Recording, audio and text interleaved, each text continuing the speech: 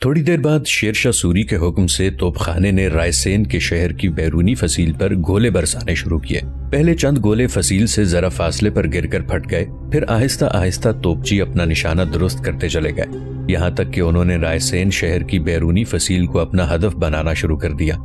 गो फसील का वो हिस्सा जहां तोप के गोले दागे जा रहे थे चट्टान की तरह मजबूत था, लेकिन काफी देर की लगातार कोशिश से जब बराबर कई तोपों के गोले एक ही जगह गिरते रहे तो उन गोलों ने फसील के उस हिस्से को हिला कर रख दिया था। यहाँ तक कि शाम से थोड़ी देर पहले शेरशाह सूरी रायसेन की फसील के एक हिस्से को गिराने में कामयाब हो गया था। जब शहर की फसील का एक हिस्सा गिर गया तो पहले से तयशुदा तजवीज के मुताबिक शेरशाह सूरी ने गोले बरसाने बंद करवा दिए। अब ख्वास खान और आदिल खान का काम शुरू हुआ। वो अभी तक घात में बैठे हुए थे। दोनों बारी बारी घात से निकलकर फसील के टूटे हुए हिस्से की तरफ बढ़े। पहले ख्वास खान टूटे हुए हिस्से में से अंदर दाखिल हुआ। ख्वास खान का ऐसा करना था कि एक कयामत बर्पा हो गई। सामने की तरफ से राजा पूरनमल की बेटी पार्वती अपने लश्कर के साथ एक शोख और सहर फन, असाए जादू और खून की कौसे कज़ा की तरह सामने आई और ख्वास खान पर उसने बिरहा की आग, शाम गरीबा और शोले की बेताबी की तरह हमला कर दिया। पार्वती के इस अचानक हमले में एक तरह की शिकम गरसंगी की सी तलबे मुबारजत आराई और रगों में मचलते खून की सहर अंगेजी थी। ऐन उसी वक्त आदिल खान भी अपने हिस्से के लश्कर के साथ टूटे हुए हिस्से के अंदर दाखिल हुआ और पार्वती की तरह प्रताप आदिल खान पर खन्नास के वसवसों, गौलो रूह, आसेब, छलावे और वहमो वहशत की तरह टूट पड़ा। पार्वती मर्दाना जंगी लिबास में थी, लिहाजा उसे कोई पहचान नहीं सकता था कि वो राजा पूरनमल की बेटी पार्वती है। ताहम ख्वास खान उसके हमलों को रोकने लगा था। साथ ही साथ वो अपने लश्करियों के साथ कुन फयकून के नगमों की तकबीरें बुलंद करता हुआ अपने लश्करियों को राख की तह से अचानक निकलने वाले शोलों और पानी के बुलबुलों से दफतन उबल खड़े होने वाले खूनी बगोलों की सूरत इख्तियार करने के लिए उभार रहा था। लगातार काफी देर तक पार्वती के हमलों को रोकने और तकबीरें बुलंद करने के बाद ख्वास खान आफाक के राजदार, फितरत को ज़ुबूं कर देने वाले नाज़िर कायनात की तरह जारहियत पर उतरा। फिर उसने अंधेरों के सफर में मौजों के तलातुम, मुस्तर खूंबार लम्हों में बिखरे हुए दरिया की तरह पार्वती के लश्कर पर हमलावर होना शुरू कर दिया था। लम्हों के इस अमल में ही ख्वास खान ने पार्वती के लश्कर की हालत अधूरे ख्वाबों की ताबीरों, बेचेहरा तस्वीरों, रेत पर लिखी तहरीरों और अनचाहे अंधेरों की सी बना के रख दी। दूसरी तरफ ख्वास खान की तरफ देखते हुए शेरशाह सूरी का बेटा आदिल खान भी फितनाए दहर, शिकस्तों के गुबार और बदलते मौसम के तेर ज़ारों की तरह प्रताप और उसके लश्करियों पर कर्ब में मुब्तला कर देने वाली ज़रबें लगा रहा था। प्रताप और पार्वती ज्यादा देर तक ख्वास खान और आदिल के तेज जानलेवा और आग की तरह भड़कते हमलों को रोक न सके। अपनी और अपने लश्करियों की जानें बचाने की खातिर दोनों एक दूसरे को मखसूस इशारा करते हुए भाग खड़े हुए। ख्वास खान ने जब पार्वती और आदिल ने प्रताप का ताक़ुब करते हुए आगे बढ़ना चाहा तो अंदरूनी फसील के ऊपर बुर्जों में से उन पर तीरंदाजी की गई। वहां से राजा पूरनमल अपने लश्कर के हिस्से के साथ हरकत में आया था। इस तेज तीरंदाजी से ख्वास खान और आदिल खान के कुछ लश्करियों का नुकसान भी हुआ था, जिसकी बिना पर ख्वास खान ने फौरन अपने लश्कर को बैरूनी फसील के टूटे हुए हिस्से से बाहर की तरफ चले जाने का हुक्म दे दिया। इस सूरत हाल में आदिल खान भी ख्वास खान की तरफ देखते हुए अपने लश्कर को पसपा कर चुका था। प्रताप और राजकुमारी पार्वती अपने अपने लश्कर के साथ ख्वास खान और आदिल खान के सामने से फरार होते हुए जब मुखालिफ समत के शहरपना के दरवाजे से अंदर दाखिल हुए तो उन्होंने देखा दरवाजे के करीब ही राजा पूरनमल खड़ा था। प्रताप और पार्वती ने एक दूसरे से सलाह मशवरा करते हुए अपने लश्करों को फसील के करीब ही एक खुले मैदान में जाकर कयाम करने का हुक्म दिया। जबकि वो दोनों अपने घोड़ों को हाँकते हुए पूरनमल के करीब आए। दोनों अपने घोड़ों से उतर गए। फिर पार्वती आगे बढ़कर अपने पिता पूरनमल से कुछ कहने ही वाली थी कि पूरनमल पहले ही बोल पड़ा। पार्वती और प्रताप, मेरे दोनों बच्चों, मुझे तुम्हारी शिकस्त का सुनकर बेहद सदमा और दुख हुआ है। मैं तो ये उम्मीद लगाए बैठा था कि शेरशाह सूरी का जो लश्कर घात में है तुम उसे मार भगाओगे और ये कि फसील के गिरे हुए हिस्से को हम फिर तामीर करके पहले जैसा उस्तवार कर देंगे, लेकिन तुम दोनों का शिकस्त खाना मुझे खदशात से दो चार कर रहा है। पिताजी, शिकस्त और कामयाबी बहरहाल किसी न किसी के दामन में गिरनी तो है ही। अगर हमें आज शिकस्त हुई है तो कल कामयाबियां भी हमारा दामन चूम सकती हैं। ये बात पार्वती ने अपनी शीरीं आवाज में अपने बाप पूरनमल को मुखातिब करके कही थी। फिर जरा रुक कर वो बोलती चली गई। उसने कहा कि पिताजी, प्रताप ने शेरशाह सूरी के बेटे आदिल खान का मुकाबला किया, लेकिन जब मैंने शेरशाह सूरी के सालारे आला ख्वास खान का सामना किया था, इसमें शक नहीं कि इन दोनों के जंग करने का अंदाज हमारे लिए अनोखा, नया और इंतहाई गजबनाक है। पर इसके बावजूद मैं आपसे ये कह सकती हूँ कि खुद शेरशाह और उसके ये दोनों सालार नाकाबिले शिकस्त नहीं है। हमें अपनी कोशिशों को जारी रखना चाहिए और मुझे उम्मीद है कि अगर इसी तरह कोशिश करते हुए हम मुहासरे को तूल देते चले जाएं, तो शेरशाह सूरी मुहासरे से तंग आकर यहाँ से चले जाने पर मजबूर हो जाएगा।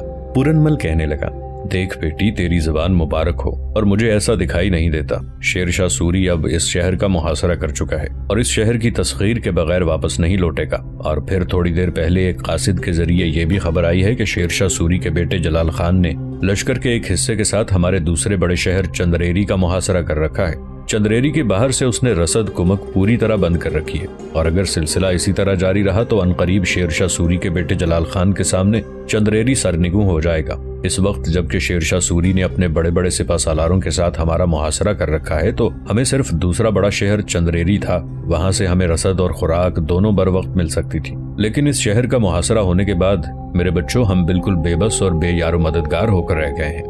यहाँ तक पूरनमल ने बड़ी बेबसी और बड़ी लाचारगी में कहा था, फिर वो खामोश हो गया। इस मौके पर प्रताप और पार्वती दोनों अजीब से अंदाज में राजा पूरनमल की तरफ देखते रहे। प्रताप पूरनमल के खदशात दूर करने के लिए कुछ कहने ही वाला था कि पूरनमल फिर बोल पड़ा, सुनो मेरे बच्चों, शेरशाह सूरी ने रायसेन के करीब बुलंद चोटी पर जो तोपें नस्ब कर रखी हैं, उनकी मदद से उसने रायसेन की बैरूनी फसील को तो गिरा ही दिया है। अब मेरी एक बात तुम लिख रखो, इस फसील को गिराने के बाद शेरशाह सूरी यूं ही नहीं बैठा रहेगा। फसील के एक हिस्से को गिराने के बाद उसका और उसके लश्करियों का हौसला यकीनन बुलंद हो चुका होगा। अब वो दूसरी फसील पर जरब लगाएंगे और जब इस फसील पर भी तोपों के जरिए मुसलसल गोले फेंके जाएंगे तो ये फसील भी तोपों के गोलों की बर्दाश्त न कर सकेगी, गिर पड़ेगी। इसके बाद शहर का जो हशर नशर होगा वो बयान से बाहर है। उसकी बेटी कहने लगी कि पिताजी, अगर आपके जहन में ये खदशात हैं तो क्या आपके पास इसका कोई हल भी है? पार्वती ने ये सवाल राजा पूरनमल से अपनी नर्म और शीरीं आवाज में किया था। पूरनमल जवाब में कुछ सोचता रहा।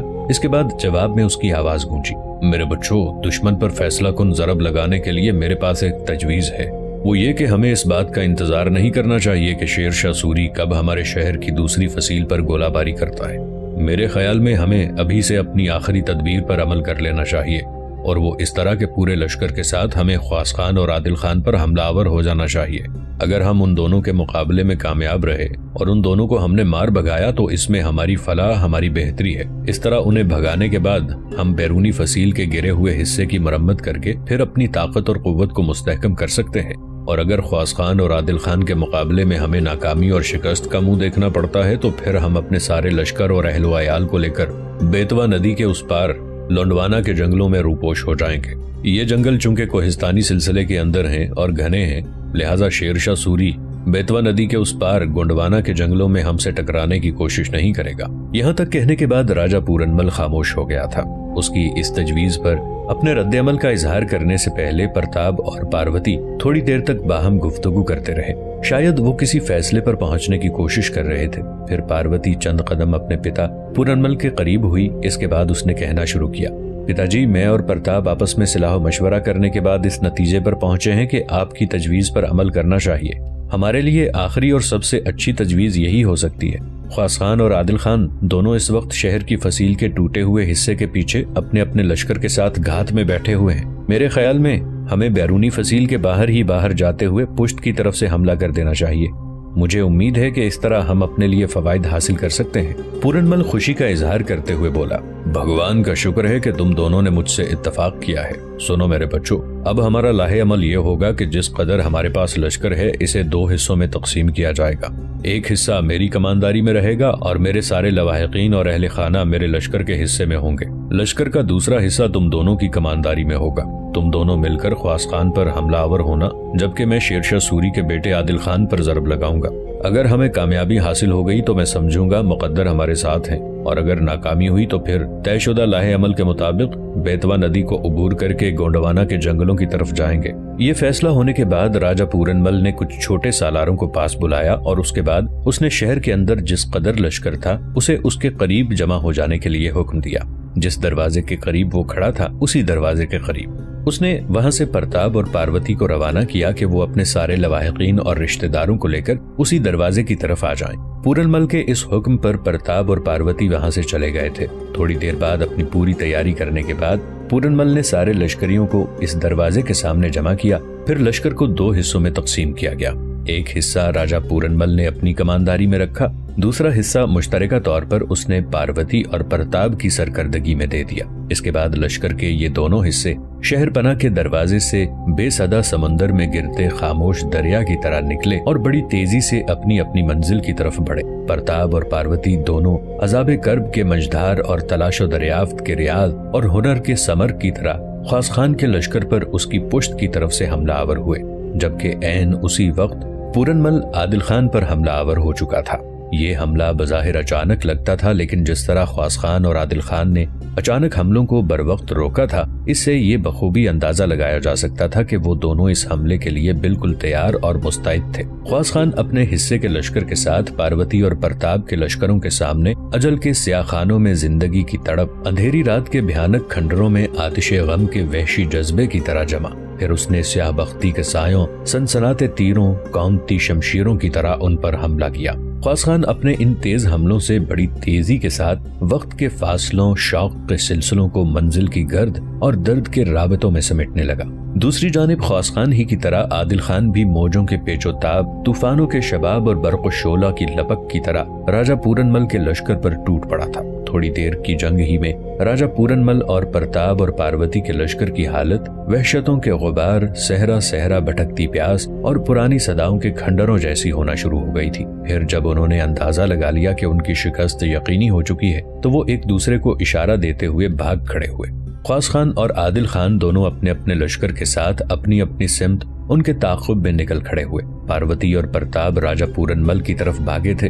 भागते ही भागते राजा पूरनमल, प्रताप और पार्वती ने अपने दोनों लश्करों को इकट्ठा कर लिया और वो पहले से तयशुदा लाहे अमल के मुताबिक बेतवा नदी को उबूर करके गोंडवाना के जंगलों की तरफ भागना चाहते थे। पर रायसेन शहर से निकलकर जो शाहरा बेतवा नदी की तरफ जाती थी, जब पूरनमल, पार्वती और प्रताप भागते हुए उस पर आए तो उन्होंने देखा कि शाहरा पर शेरशाह सूरी अपने लश्कर के साथ किसी शमशीर बरदार, अजमतों के लालाजार और जुर्रतों के शाहकार की तरह उनकी राह रोके हुए था। शेरशाह सूरी ख्वास खान और आदिल खान को राजा पूरनमल के भागने की इत्तला उनके जासूस कर चुके थे। फिर जब राजा पूरनमल अपने लश्कर को भगाता हुआ शेरशाह सूरी के करीब आया, शेरशाह सूरी वक्त के सहीफों में शामे अलम के जोर धारों धार बरसते मी की तरह पूरनमल के लश्कर पर हमलावर हो गया। इतनी देर तक ख्वास खान और आदिल खान पुश्त की तरफ से हमलावर हो चुके थे। इस तरह तीनों ने मिलकर जब पूरनमल के पूरे लश्कर का सफाया कर दिया, खुद पूरनमल और प्रताप भी इस जंग में मारे गए। ताहम पूरनमल की बेटी पार्वती को जिंदा गिरफ्तार कर लिया गया। जिस वक्त पार्वती को शेरशाह सूरी के सामने पेश किया गया, उस वक्त शेरशाह सूरी के पास उसके बेटों के अलावा ख्वास खान और दीगर सालार बैठे हुए थे। इस मौके पर ख्वास खान ने बड़े गौर से राजकुमारी पार्वती की तरफ देखा। पार्वती खूबसूरत जैसे सरे करतास हुरूफ गजल, वो हसीन थी जैसे चश्मे गुलनार में लम्हा खुद सुपुर्दगी का ख्याल, वो पुरजमाल थी जैसे बादलों के शहाब रंग, आंचलों में रखा हुआ झील के पानी का कंवल। उसकी खूबसूरती उसके हुस्न से यूं महसूस होता था जैसे उसको कुदरत ने शफक आलूद गुलाबी गालों का गाजा, आंखों का काजल, साहिर आंखों का मैकदा, जलतरंग चाल और आतिशे हुस्न बड़ी फराखदिली से अता किए हुए हों। थोड़ी देर तक राजकुमारी पार्वती को बड़े गौर से देखने के बाद ख्वास खान ने सरगोशी के अंदाज में शेरशाह सूरी को मुखातिब किया। मेरे मोहतरम, अगर आप इजाजत दें तो मैं राजा पूरनमल की बेटी पार्वती के मुताल्लिक कुछ कहना चाहता हूँ। शेरशाह सूरी इस मौके पर जुबानी अंदाज में ख्वास खान की तरफ देखते हुए मुस्कुराया। फिर वो कहने लगा, ख्वास खान मेरे बेटे, कहो तुम क्या कहना चाहते हो। इस सिलसिले में तुम्हें मुझसे इजाजत की क्या जरूरत है, तुम बिला झिझक अपने ख्यालात का इजहार कर सकते हो। शेरशाह मेरे मेहरबान, मैं इस पार्वती से मुताल्लिक एक फैसला करना चाहता हूँ। मुझे उम्मीद है कि आप मेरे इस फैसले से इत्तेफाक करेंगे। ये बात ख्वास खान ने बड़े गौर से शेरशाह सूरी की तरफ देखते हुए कही थी। शेरशाह सूरी को चुप पाकर वो कहता चला गया, मैं चाहता हूँ कि इस पार्वती को अपने मेहरबान और खाना बदोश कबीले के सरदार फिदाई खान के हवाले कर दूं और वो इसे अपने बेटे इस्माइल के साथ ब्याह दे। क्या आपको इस सिलसिले में कोई एतराज है? जवाब में शेरशाह सूरी मुस्कुरा दिया, ख्वास खान मेरे बेटे, मुझे कोई एतराज नहीं। अब ये लड़की हमारे सामने खड़ी है, इसकी किस्मत का फैसला करना मैं तुम्हारे सुपुर्द करता हूँ और तुम खुद ही उठकर इससे बात कर लो। क्या ये ऐसा पसंद करेगी? मैं चाहता हूँ जो भी कदम उठाया जाए इसमें इस पार्वती की रजामंदी कम से कम शामिल होनी चाहिए, ताकि ये अपनी जिंदगी के बाकी मादा दिन अपनी खुशी और रजामंदी से गुजार सके। इस जवाब पर ख्वास खान अपनी जगह से उठा और पार्वती के सामने आन खड़ा हुआ। देख पार्वती, मैं शेरशाह सूरी का सालारे आला ख्वास खान हूँ। देख मेरी बहन, शेरशाह सूरी से सलाह मशवरा करने के बाद मैंने तेरे मुताल्लिक एक फैसला किया है। अब इस फैसले से मुताल्लिक मैं तुमसे भी सलाह मशवरा करता हूँ। अगर तो इस फैसले की तौसीक कर देगी तो फिर मैं इस फैसले पर अमल दरामद करना पसंद करूंगा, वरना याद रखो कि कोई भी फैसला तुम्हारी मर्जी और तुम्हारी रजामंदी के खिलाफ नहीं किया जाएगा। यहाँ तक कहने के बाद ख्वास खान खामोश हो गया। पार्वती मुंह से कुछ न बोली। यहाँ तक वो बड़ी ताज्जुब और बड़ी परेशानी के अंदाज में ख्वास खान की तरफ देख रही थी। ख्वास खान ने फिर पूछ लिया, देख पार्वती मेरी बहन, क्या मैंने कोई ऐसी बात कह दी है जो तेरे मिजाज के खिलाफ हो? इस बार जवाब में पार्वती को बोलना पड़ा। वो कहने लगी कि देखो ख्वास खान, मैं इस बात पर हैरान, परेशान और शशदर हूँ कि शेरशाह सूरी का एक ऐसा सालार जो हिंदुस्तान की सरजमीनों में नाकाबिले तस्खीर ख्याल किया जाता है, वो बड़े नर्म लहजे और बड़े शफीकाना अंदाज में मुझे बहन कहकर मुखातिब कर रहा है। सोच रही हूँ क्या मैं उसे अपने खिलाफ एक तरह का जाल ख्याल करूँ या हकीकत समझकर इसे कबूल कर लूँ? देखो पार्वती, जब मैंने तुम्हें बहन कहा है तो भाई का हक भी अदा करूंगा। तुम इसे फरेब ना समझो। मैं जो कुछ कह रहा हूँ हकीकत पर मबनी है। तेरे मुताल्लिक जो फैसला मैंने किया है इसमें तुझसे तेरी रजामंदी हासिल करना चाहता हूँ। फैसला ये है पार्वती कि मैं तुझे अपने एक जानने वाले, या यूं कहो कि अपने एक अजीज के बेटे के यहाँ ब्याह देना चाहता हूँ। इस तरह तू अपनी जिंदगी बेहतर माहौल में गुजार सकेगी। कहो, क्या तुम शादी के लिए तैयार हो? ख्वास खान के इन अल्फाज पर पार्वती गहरी सोचों में खो गई थी। वो तो अपने लिए बदतरीन सजा और कत्ल का हुक्म सादिर किए जाने की मुंतजिर थी। जो ख्वास खान से उसने ये गुफ्तगू सुनी तो वो बहारों की पहली सरगोशी, सितारों की लौ जैसी शादां और तमन्नाओं की खुशियों जैसी खिल कर रह गई थी। उसकी शक्ल से लगता था जैसे उसके ख्यालों की खुशगुलोई के नशीले नगमे गूंज उठे हों और सरूरो कैफ के आलम में उसके जहन और फिक्र के सारे परिंदे रफ़तों की परवाज कर गए हों। थोड़ी देर तक वो खामोश रही, फिर उसकी आवाज गूंजी कि ख्वास खान, जो कुछ आपने कहा है, अगर ये मेरे साथ बदतरीन मजाक नहीं है तो ये कहना पसंद करूंगी कि मेरी खुशी की इंतहा नहीं कि एक ऐसे शख्स ने जिसकी दलेरी और शुजाअत की दास्तानें दूर दूर तक फैली हुई हैं, उसने मुझे बहन कहकर पुकारा है। देखो ख्वास खान, जो कुछ आपने कहा है ये सच है तो मैं जानूंगी कि आपने अपने रवैये से मेरी दुआओं को तासीर, मेरी आत्मा की मांग को तारों से भर दिया है। आपने मेरे गमों से आंसू छीनकर मेरे जहन में उजाले भर दिए हैं। ख्वास खान, जो कुछ आपने कहा है, अगर ये मेरे लिए कत्ल का हुक्म सादिर करने से पहले मेरे साथ मजाक नहीं किया जा रहा तो जिंदगी बसर करने का जो लाहे अमल मेरे सामने आपने पेश किया है, मैं इसे बखुशी कबूल करती हूँ। पार्वती का ये जवाब सुनकर ख्वास खान खुश हो गया। इशारे से एक लश्करी को उसने अपने करीब बुलाया। जब लश्करी भागता हुआ आया तब ख्वास खान ने कहा कि भागे भागे जाओ और फिदाई खान और उसके बेटे इस्माइल को मेरे पास लेकर आओ। वो लश्करी मुड़ा और भागता हुआ चला गया। थोड़ी देर बाद फिदाई खान और इस्माइल दोनों बाप बेटा ख्वास खान के पहलू में आन खड़े हुए। उन दोनों की तरफ देखते हुए ख्वास खान ने कहना शुरू किया, फिदाई खान मेरे मोहतरम और इस्माइल मेरे भाई, इस लड़की की तरफ देखो। ये रायसेन के राजा पूरनमल की बेटी और राजकुमारी पार्वती है। मैं इसे बहन कहकर मुखातिब कर चुका हूँ। सुनो इस्माइल मेरे भाई, मैं इसे तुम्हारे लिए पसंद कर चुका हूँ। क्या तुम मेरे इस फैसले से इत्तेफाक करते हो? इस्माइल ने अजीब सी ममनूनियत में ख्वास खान की तरफ देखा। ख्वास खान मेरे भाई, मैं आपके किसी भी फैसले को रद्द करने की हिम्मत और जुर्रत नहीं करता। अगर आप राजकुमारी पार्वती को मेरी जिंदगी का साथी बनाने का अज़्म कर चुके हैं तो मैं समझूंगा आपने मेरे दामन में, मेरी झोली में दुनिया भर की खुशियां डाल दी हैं। इस्माइल की तरफ से मुतमईन होने के बाद ख्वास खान ने पार्वती की तरफ देखा। पार्वती, ये फिदाई खान मेरा मोहतरम, मेरा अजीज है और ये इसका बेटा है। इसका नाम इस्माइल है। मैं इसी से तुम्हें ब्याहना चाहता हूँ। क्या तुम्हें कोई एतराज है? पार्वती की गर्दन झुक गई और कहने लगी कि नहीं, मुझे कोई एतराज नहीं। पार्वती का ये जवाब सुनकर ख्वास खान खुश हो गया। फिर उसी रोज शेरशाह सूरी से सलाह मशवरा करने के बाद पार्वती को इस्माइल से ब्याह दिया गया था। राजा पूरनमल को शिकस्त देने और रायसेन पर कब्जा करने के बाद शेरशाह सूरी ने रायसेन ही में क़याम किया। इस क़याम के दौरान चंद्रेरी की तरफ से कासिद आए और उन्होंने शेरशाह सूरी को ये इत्तला दी कि उसके बेटे जलाल खान ने चंद्रेरी पर कब्जा कर लिया है। इससे शेरशाह सूरी की खुशियां दो चंद हो गईं। ख्वास खान तेज तेज चलता हुआ अपने खैमे में दाखिल हुआ था। खैमे में बैठी कमलावती अपने चेहरे पर गहरी और सुंदर मुस्कुराहट बखेरती हुई उठ खड़ी हुई और भागकर वो ख्वास खान से लिपट गई। ख्वास खान का हाथ पकड़कर वो नशिस्ती हिस्से में लाई। फिर किसी कदर ताज्जुब से उसने ख्वास खान को मुखातिब करके पूछा। कहने लगी कि आपकी आमद से पहले मैं अपनी बहन गंगा के मुतालिक सोच रही थी। रोहतास से उसकी खैर खबर से मुतालिक कोई इत्तला नहीं मिली। मैं उसे और बच्चे को देखने के लिए इंतहा दर्जे की परेशान और बेचैन हूँ। इस पर ख्वास खान ने अजीब से अंदाज में कमलावती की तरफ देखा। फिर बुझी बुझी सी उसकी आवाज सुनाई थी। देख कमला, मैं खुद गंगा और बच्चे से मुतालिक परेशान हूँ। दोनों की खैरियत से मुतालिक मुझे खुद कोई खबर नहीं मिली। फिर अचानक ख्वास खान ने मौजूए सुखन बदल डाला। देखो कमलावती, मैं बिहार की तरफ कूच कर रहा हूँ। मैं अभी अभी शेरशाह सूरी की तरफ से उठकर आ रहा हूँ। बिहार में कुछ बागी कुव्वतों ने हमारे खिलाफ सरकशी कर दी है और उन्हें दबाने और उनकी सरकशी को फरू करने के लिए शेरशाह सूरी ने मेरा चुनाव किया है। लिहाजा मैं अपने लश्कर के साथ कल सुबह ही सुबह यहाँ से बिहार की तरफ कूच कर जाऊंगा।